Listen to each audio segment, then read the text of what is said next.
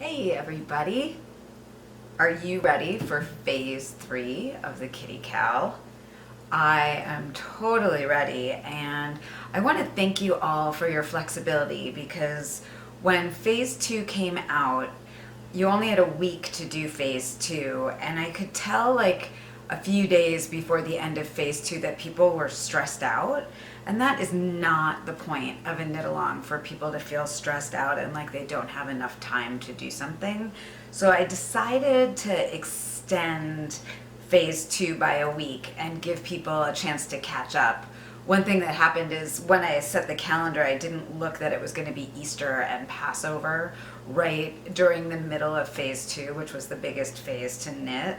So a lot of people were busy cooking and cleaning and getting ready for family. If you're busy during that holiday season, it's hard to stop and just knit a bit every day. Some people mentioned that they were knitting for an hour a day and didn't feel like they were getting as much done and going to be done. So, and some of those people I noticed did finish in the end.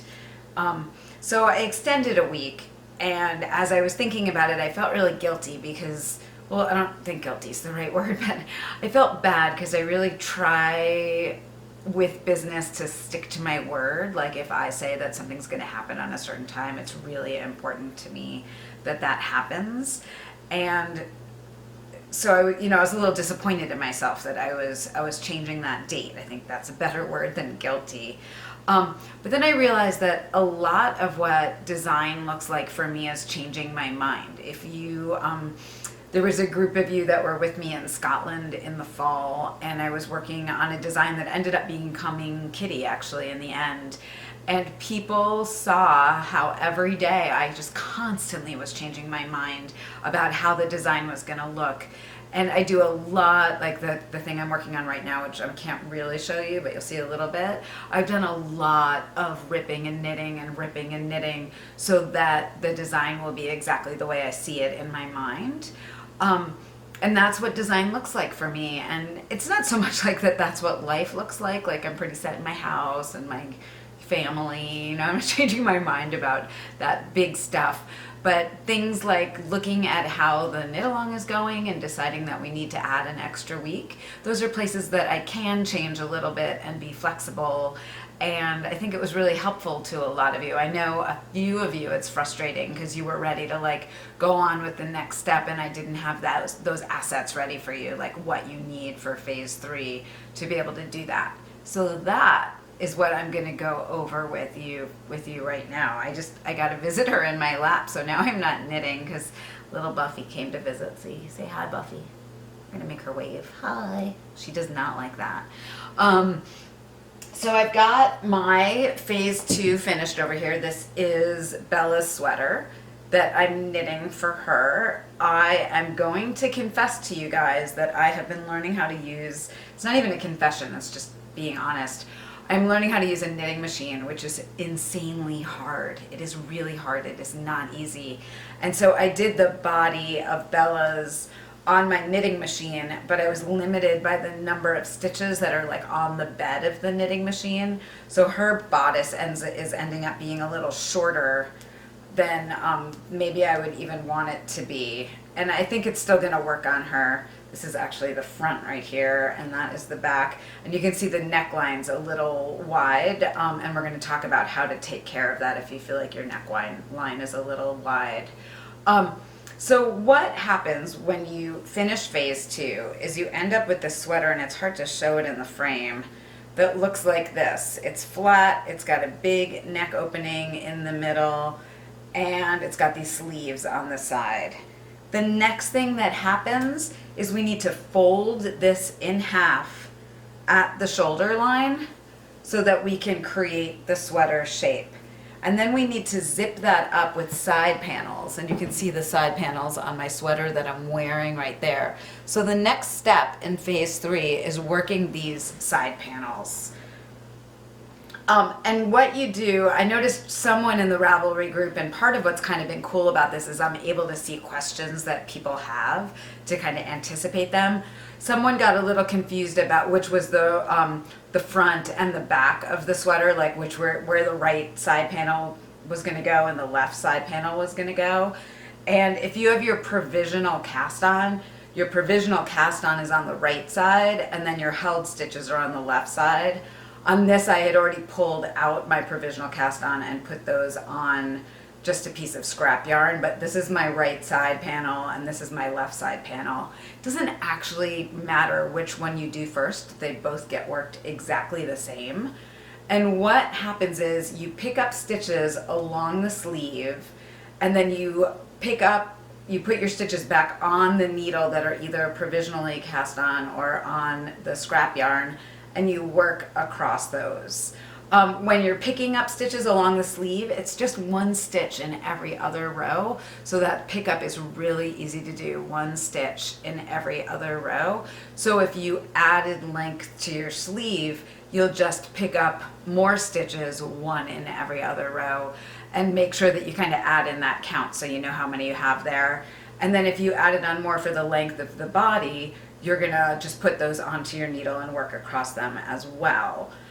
When you go to work this side panel, and I'll talk about this more in the video for the side panel, you're going to basically work the side panel stitches up until you get to the sleeve stitches. And the reason for that is that the side panel, you guys are going to notice that the rate of decrease is different on the side panel versus the sleeve panel right here as you turn this corner under the arm. Somebody's licking me again. Because you've got row gauge on your side panel matching stitch gauge on the body. So you have to work that panel with decreasing off these stitches in a way that your row gauge matches your stitch gauge. And then once you're working the panel along the sleeve, you've got row gauge to row gauge, so it's not an issue anymore. And I'm going to show you how to do this in a separate video just with my needles and my hands to show you exactly how that side panel works. But I wanted to make sure that you understood that a little bit while I was holding up the actual piece and talking with you. You'll work the side panel on the right side and the side panel on the left side, and this is for phase 3. And then you are going to work the attached I-cord neckline. I noticed that some of you were saying that you felt like you wanted your neckline to be smaller, and that's maybe because you're using a yarn that's more relaxed. Like this one I noticed is more relaxed than the one held, this is 2 strands of Capital Luxury lace held together versus the one with the mohair. You can work 2 rounds of attached I-cord to make your neckline smaller. You can pick up stitches in the round and like work some garter stitch in, or just some stockinette stitch in, and then do the I-cord bind off. There's ways to fill in the neckline if you feel like you want your neckline to be smaller. That is pretty easy to do. But I think a lot of you will notice just working the I-cord neckline is really gonna pull that neckline in a bit and give it a bunch of stabilization, which it needs at this point. There's a reason that I did that I-cord bind off, or picking up an attached I-cord bind off on the neckline. So phase 3, because I get to change my mind, because as I was like really getting deep into this, I realized it made sense for phase 3 to have you work the side panels and work the neckline. And that's all you need to do for phase 3. You have 1 week to do it in. I think you'll find that it's gonna happen much more quickly than that. Phase 4 is going to be picking up stitches in the round and then working down in the lace, because those steps really go together. So we'll have you do that all at once, and that's on page 9. So phase 3, you might want to know what your prize is when you finish phase 3, right? Your prize, there's 2 parts to this prize.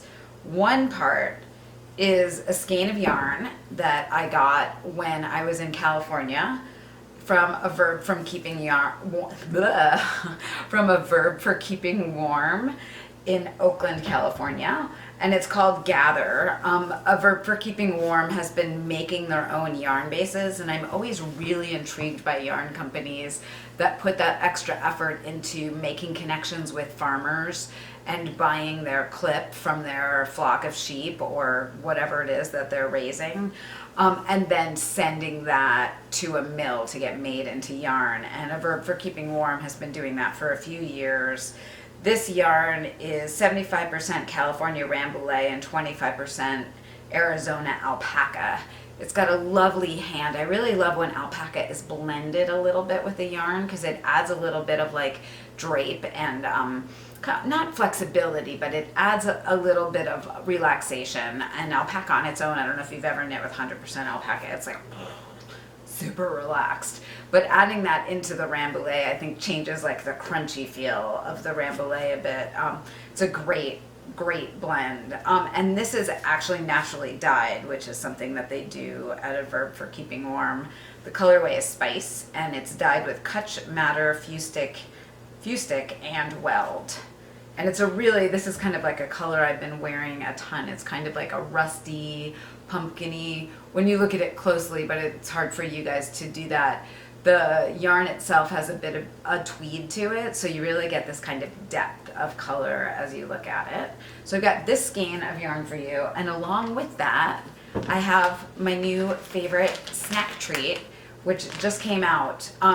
If you have been to Knit Ithaca or you were in the M Club a few years ago, I gave you guys macaron or coconut cookies from Emmy's, and I think I've talked about them before on a log. But Emmy's is a local company who makes these amazing coconut cookies that are like gluten-free and sugar-free, and they're great for people who have a lot of dietary restrictions. And they just came out with chocolate-covered, peanut butter-flavored coconut cookie bites. And they're really bad. Like, ew. In a really good way. I think I've eaten this whole bag pretty much on my own. And so whoever wins is going to get a bag of these. I'm going to buy you a fresh bag, not just the 2 that are left in this bag, along with this skein of yarn. And that is what you win for phase 3. And I love how well these 2 things go together. It's like I matched the packaging of the yarn and the cookies together. I think it's a very nice balance, yarn and cookies. So that is your prize for phase 3. I thank you for your flexibility as I've switched things up a little bit with this Kal to help things make sense. There are separate videos for you for working the side panel and then working the neckline, and those will be posted in the Ravelry group. I'll put some links underneath this video in case you want to be able to find those easily. I'll make sure the thread for phase 3 is listed so that when you finish your phase 3, you know where to go post a picture to win this amazing prize. And then all you have left is phase 4, and you'll have a finished sweater in no time. I love fast summer sweaters like this. Please let me know if you have any questions. I am happy to help you. Happy knitting.